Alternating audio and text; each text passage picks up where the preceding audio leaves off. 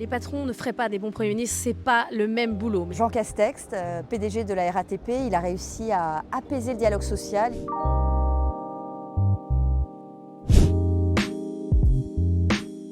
Alors moi j'ai des rêves relativement accessibles. Luca De Meo, je veux savoir comment et à quel moment il a pris la décision de passer DR5 au Saguchi, de quitter Renault pour aller chez Kering. Je veux tout savoir et vite.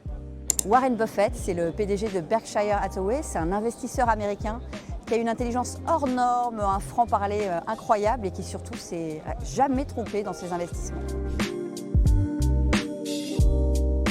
Alors là, il y en a un, si vous voulez des finances publiques gérées au carré. Carlos Tavares, un denier est un denier. Sur la gestion des coûts, je pense qu'il n'y a pas mieux. Philippe Guillemot, PDG de Vallourec. Vallourec, c'est une entreprise qui était en faillite il y a 3-4 ans et qui maintenant dégage 500 millions de bénéfices. Donc c'est un beau modèle pour la France.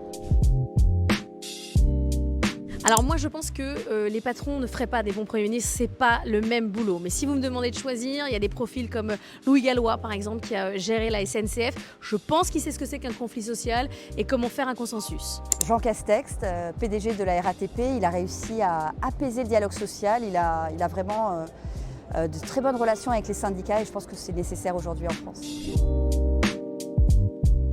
Sheryl Sandberg, elle était à l'époque numéro 2 de Facebook, je l'ai interviewée à San Francisco.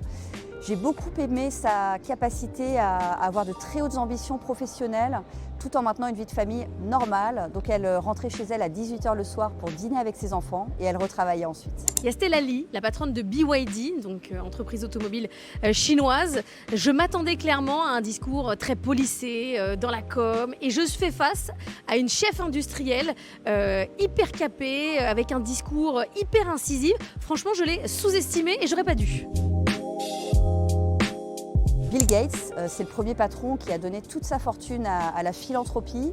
Il a été copié depuis, mais c'est le premier et je pense qu'il a eu plus d'influence, en tout cas aujourd'hui il a plus d'influence sur la santé mondiale que l'Organisation mondiale de la santé. Alors là clairement, qu'on l'aime ou pas, il y a Jeff Bezos, il y a quand même pas beaucoup de patrons comme Ford, comme Taylor qui ont fait des livres pour qu'on connaisse leurs méthodes, qu'on s'appuie sur la technique managériale qu'ils ont inventée. Bezos, clairement il a une méthode à lui, qu'on l'aime ou qu'on l'aime pas, il a révolutionné en partie le business.